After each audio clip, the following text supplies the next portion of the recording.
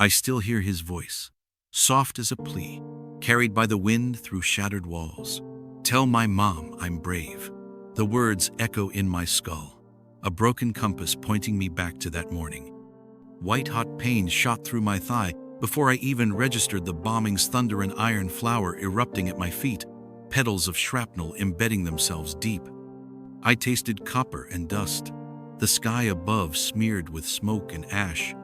My heart pounded so loudly I thought the concussion would burst my ears. I scrambled to my side, hands slick with sweat and blood, trying to find him in the gray haze. Somewhere beyond the cracked horizon, artillery thundered like a vengeful god. My radio crackled a lifeline to nowhere. Every breath tore at the wound, each exhale a reminder that I was still alive. I remember the stench of cordite and the acrid bite of burning fuel, how my uniform felt heavy, soaked with yesterday's rain and today's grime. Shards of concrete cut my palms as I fumbled for the tourniquet. My training kicked in a drowned soldier resurfacing with frantic clarity. I tore the fabric, tied it above the wound, praying to keep the blood from flowing out faster than fear. He was lying 30 meters away, his body curled like a broken doll under a collapsed beam. In the split second I saw him, I recognized the faded photograph tucked into his chest pocket, a little girl with pigtails, grinning like sunlight. He must have carried it since mobilization. I crawled toward him, each movement a symphony of agony. A snap in my ankle made me choke back, a curse fractured no doubt, but I couldn't stop. I pressed my palm over his cheek, warm and trembling. His eyes fluttered open, a flicker of shock then relief. He whispered, voice ragged, Dimitri, it's okay." I swallowed past the salt of my own tears. "Hold on, I've got you," I murmured, but the words felt hollow against the roar of explosions. The world blurred, the line between before and after vanished. He tried to speak again, blood bubbling at his lips. He gripped my sleeve, finger fumbling toward my dog tags. "My mom, tell her." His gaze was distant, anchored to some horizon I could not see. I tightened my grip, searched his face for a spark of recognition. "You're going to make it, comrade. Help's coming." He coughed, a ragged rasp. His cheek twitched as if forcing out his final message. "Tell her, I'm brave." Then his hand went limp. I wanted to scream, to rip the skies open and demand a ceasefire. Instead, I sat there, pressed against the corpse of a friend, listening to the artillery lullaby that marked our days. The sky bled orange as the sun dipped behind ruined rooftops. I closed my eyes and promised him, promised that I would carry that message through the war's chaos, a life raft in a sea of mud and steel. Night fell thick and silent, wrapping the trench in velvet dread. I climbed to my feet, legs trembling like newborn fawns. I gathered his things: maps, ammo, the photograph that now felt too sacred to hold.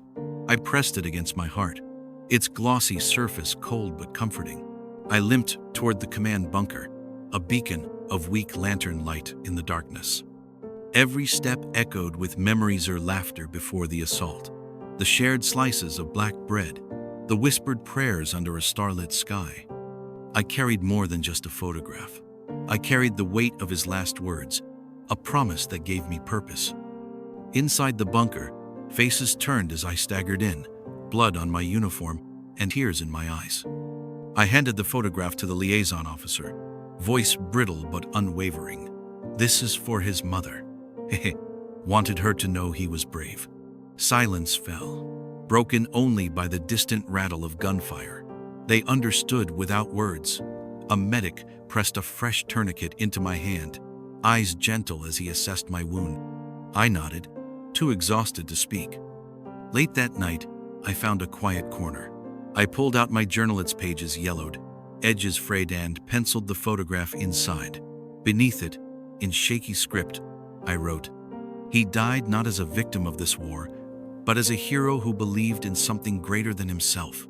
I pressed the pen down harder, letting the ink bleed like tears. Then I closed the journal and lay back on the cot, the photograph tucked safely in my breast pocket. Tomorrow, I'll deliver his message.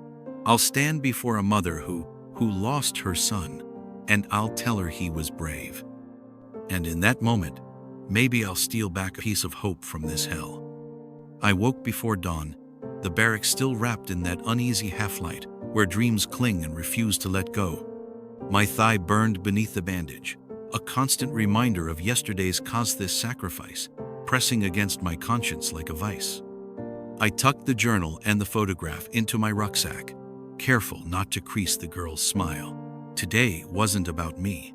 Today was about honoring him. The platoon assembled in the courtyard under a sky bruised purple. I fell into formation, the men's eyes flicking to my blood-stained sleeve. No questions were asked. Grief in this war is understood without words. Our orders came down crisp and final.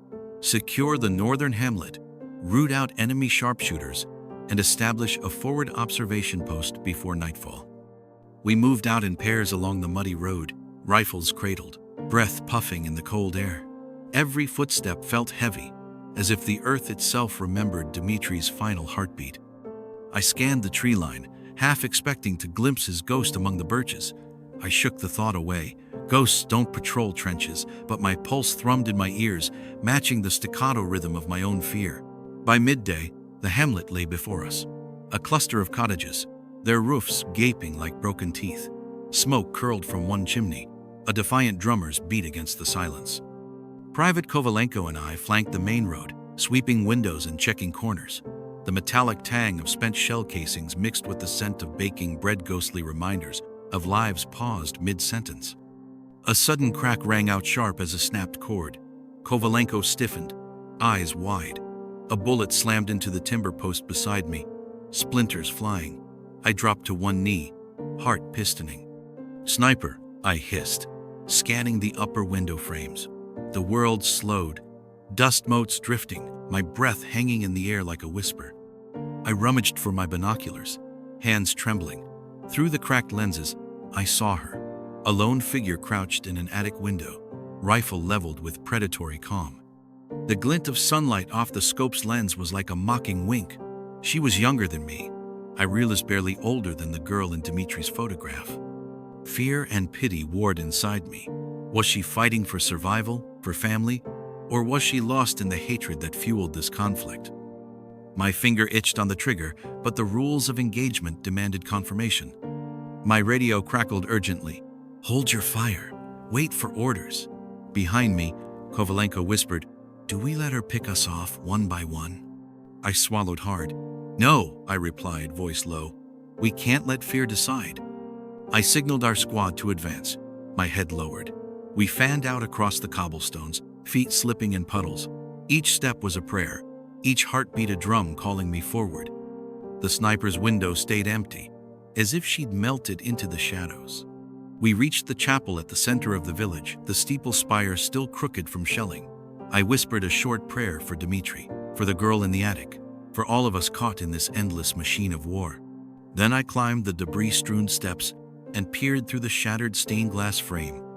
The sniper sat on the floorboards, rifle across her lap, staring at me, not firing, just watching.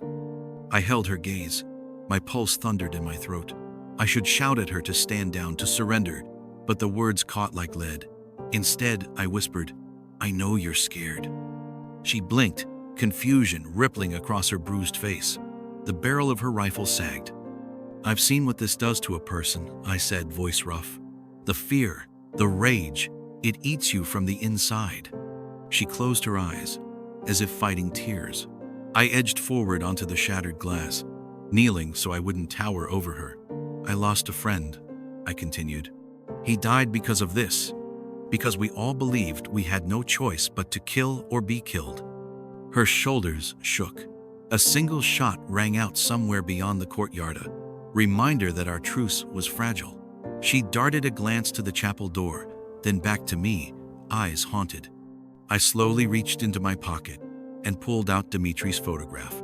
"This was his daughter," I murmured, holding it up so she could see. He carried her picture every day. He fought for her smile, her future. The young sniper's rifle wavered. She swallowed, and I could almost feel her youth cracking through the steel of her will. "Today," I whispered, "you can choose something else." For a heartbeat, there was only the echo of distant artillery.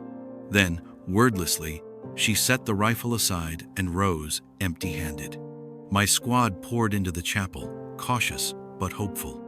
We bound her wrists with a tender respect born of shared vulnerability rather than triumph.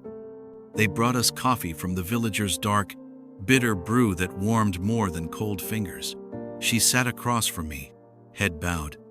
I offered the photograph, and her eyes flicked to the smiling girl before dropping to meet mine.